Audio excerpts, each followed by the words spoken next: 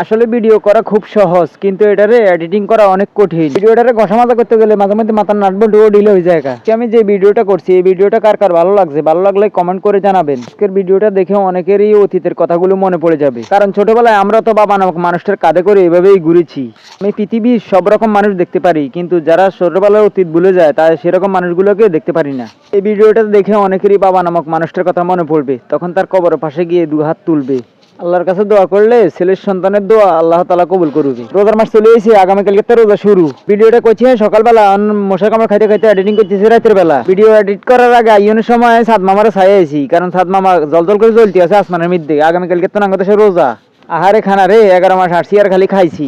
আগামীকালকে প্রথম রোজা, সিঙ্গারা দোকান বন্ধ দিব। এটা সিঙ্গারা দোকান লই আটতে আটতে খাইতে আসি। ওরে আঙ্গ সাফাইন দিকে নেন, হ্যাঁ তো বেলে সিঙ্গারা খাইবে। হাতারে সিঙ্গারা না দিই, শশা কান ধরা দিছি হাতের মধ্যে, কারণ দুধ খায় মাত্র তো শশা দিছি, শশা খাইতেছে। যে আমাকে সাফওয়ান, মাশাআল্লাহ, সবাই তার জন্য দোয়া করবেন। ওরে না সাপু, সে একটু অসুস্থ, আল্লাহ যেন তারা সুস্থ করে দেয়।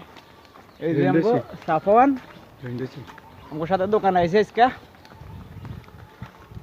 মামা ছোট এখনো, সিঙ্গারা খাইতেছে, কিন্তু সিঙ্গারা খাওয়া যাইব না রে, জাল সিঙ্গারা প্রচুর পরিমাণ জাল।